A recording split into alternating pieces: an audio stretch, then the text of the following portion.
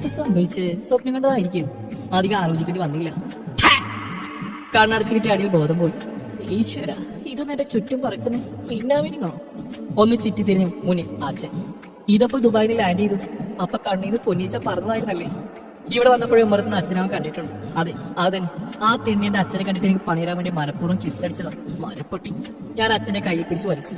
അച്ഛാ, എണ്ടി പോരുന്നു നീ. നിന്നെ ഇവിടെ ആക്കിയിട്ട് പോകുമ്പോ നീ ഇങ്ങനെ ചെയ്യുന്ന ഞാൻ കരുതിയില്ല.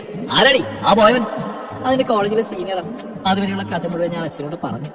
അച്ഛോടാ, അച്ഛൻ കാര്യം അറിയാതെ അച്ഛന്റെ അച്ഛനെ തല്ലിയല്ലോ. ഓ അച്ഛ, അവനെ ഞാൻ ശരിയാക്കും. അച്ഛൻ ഇടപെടണ മോളെ. No, I can handle it. He will pay for his head. അന്ന് ഉറങ്ങാൻ നോക്കിയിട്ട് നോ രക്ഷ. തിരിഞ്ഞും മറിഞ്ഞും തല കുത്തിയൊക്കെ നോക്കി. നടപടിക്കാവുന്നില്ല.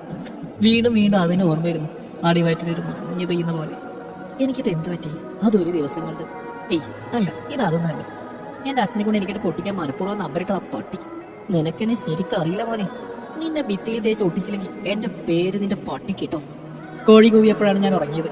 കോളേജിൽ പോകാൻ മുത്തശ്ശി അച്ഛനെ മാറി മാറി വിളിച്ച് തോറ്റു പിന്മാറി. അന്ന് ഞാൻ കോളേജിൽ പോയി. ഉറക്കമണിച്ചപ്പോ അത് കോളേജിൽ പോകാൻ പറ്റാത്തതിൽ കടുത്ത നിരാശ തോന്നി. അവനിപ്പോ ജയിച്ചെന്ന് കരുതുന്നുണ്ടാവും. അവന് മുമ്പ് വെച്ചപ്പോ ഞാൻ തോറ്റെന്ന് വിചാരിച്ച് സന്തോഷിച്ച് നടക്കണായിരിക്കും തെണ്ടി.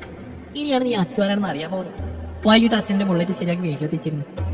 പിറ്റേന്ന് ഞാൻ കോളേജിൽ പോകാൻ എണീറ്റു. അവനിട്ടൊരു പണി, അത് മാത്രമാണ് ഇപ്പൊ എന്റെ ലക്ഷ്യം. ഞാനൊന്ന് മൊത്തത്തിലൊന്ന് മാറാൻ തീരുമാനിച്ചു. ഒന്ന് ഒരുങ്ങി കിട്ടിയേക്കാം. ഒരു പിങ്ക് ചുരിദാറിട്ട് കണ്ണെഴുതി പൊട്ടുതൊട്ടു കുറച്ച് നാണൊക്കെ എടുത്ത് അച്ഛന്റെ മുമ്പിലെത്തി. എന്നെ കണ്ടത് അച്ഛൻ ഇരുന്നിടത്തുനിന്ന് എണീറ്റ് അടിമുടിയെ നോക്കി. നീ ഏതാടി? എന്റെ മോനെന്തേ? അച്ചുവോ? അച്ചു അച്ഛ. മതി കളിയാക്കിയത്. ഞാൻ മോനാണ് മോളാണെന്ന് എനിക്ക് സംശയമായി.